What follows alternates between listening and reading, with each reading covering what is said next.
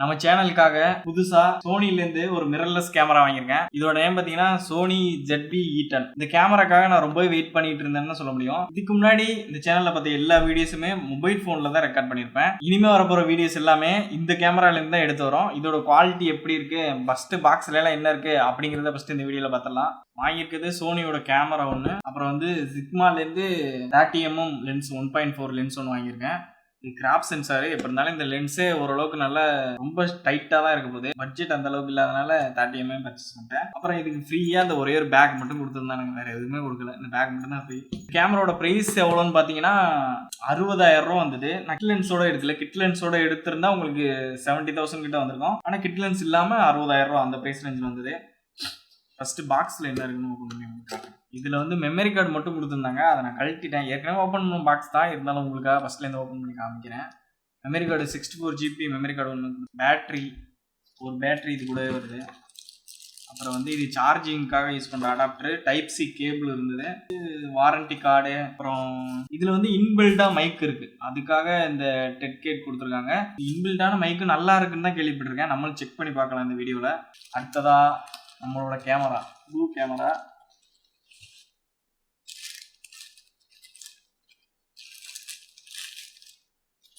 Sony ZV-E10. எனக்கு Sony cameras மேலே ஒரு கண்ணாவே தான் இருந்தது. வாங்கினா ஒரு சோனி கேமரா தான் வாங்கணும் அப்படின்னு நினச்சிட்டு இருந்தேன். ஏன்னா அதில் இருக்க அந்த கலர் சயின்ஸ் வந்து எனக்கு ரொம்பவே பிடிக்கும். அதோட இந்த கேனன் நிக்கான் விட எனக்கு இதில் இருக்க கலர்ஸ் ஓரளவுக்கு நல்லா பிடிக்கும்.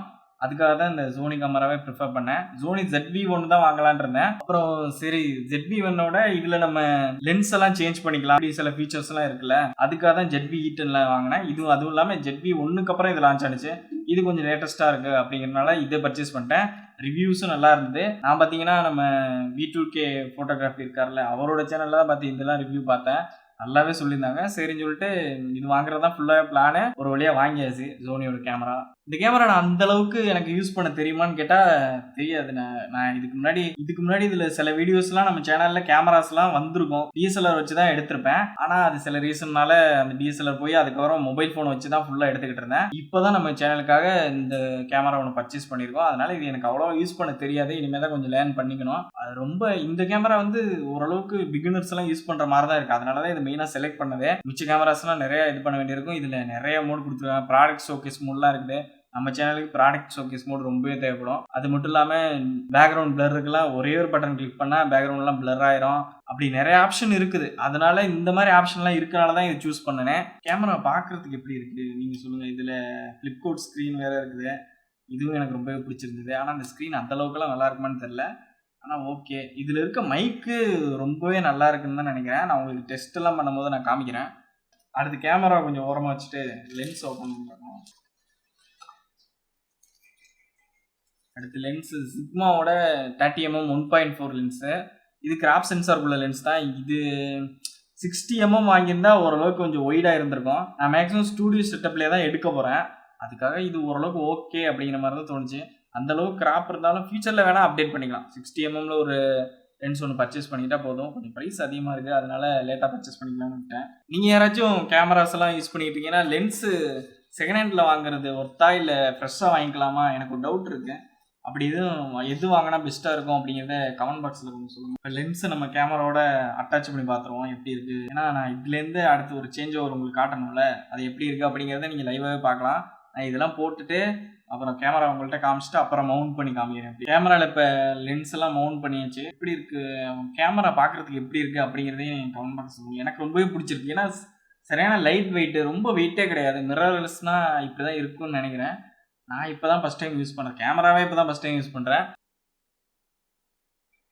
ஆனால் இருக்கும் உங்களுக்கு தெரியும்னு நினைக்கிறேன். இது ரொம்ப கிராப் சென்சார், அதனால என் ஃபேஸ் உங்களுக்கு அந்த அளவுக்கு தெரியுதான்னு நினைக்கிறேன். சாம்பிள் இமேஜ் எல்லாமே நான் இதில் போடுறேன், நீங்களும் பார்த்துக்குங்க. யாராச்சும் கேமரா வாங்கணும் அப்படின்னு நினச்சிக்கிட்டு இருந்தீங்கன்னா அவங்களுக்கு கொஞ்சம் யூஸாக இருக்கும். அதனால இதை கொஞ்சம் டெஸ்ட் பண்ணி இடையில ஃபுட்டேஜ்லாம் ஆட் பண்ணுறேன், அதையும் செக் பண்ணிக்கோங்க. ஆனால் என்னை பொறுத்த வரைக்கும் இதை பர்ச்சேஸ் பண்ணலாமா கேட்டால் நல்ல ஒரு ஒர்த்தான ப்ராடக்ட் இந்த மணிக்கு. ஏன்னா இந்த சோனியோட அந்த ஃபோக்கஸும் சரி, இந்த சிக்மாவில் வந்து அந்த அளவுக்கு சில ஹண்டிங் இருக்குது, கொஞ்சம் ஃபோக்கஸ் ஆகிறதுக்கு கொஞ்சம் டைம் எடுக்குது. மற்றபடி ரொம்பலாம் கிடையாது. நீங்கள் கேனான் இதெல்லாம் பார்க்குறத விட ஆட்டோ ஃபோக்கஸ் நல்லா தான் இருக்குது.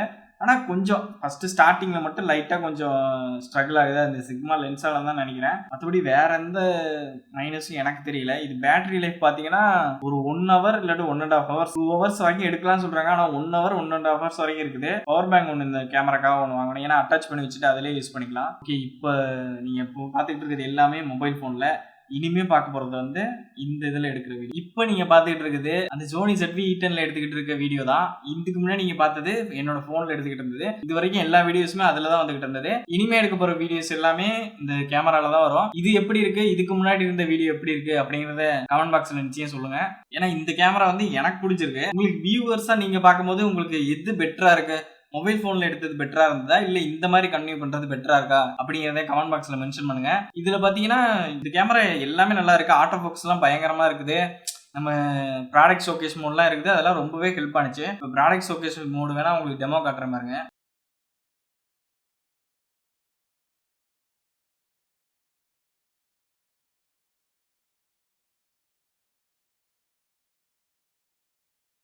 அது ரொம்பவே யூஸ்ஃபுல்லா இருந்தது. அப்புறம் இதோட மைனஸ் பாயிண்டா எனக்கு தெரிஞ்சது டச் ஸ்கிரீன் இல்ல.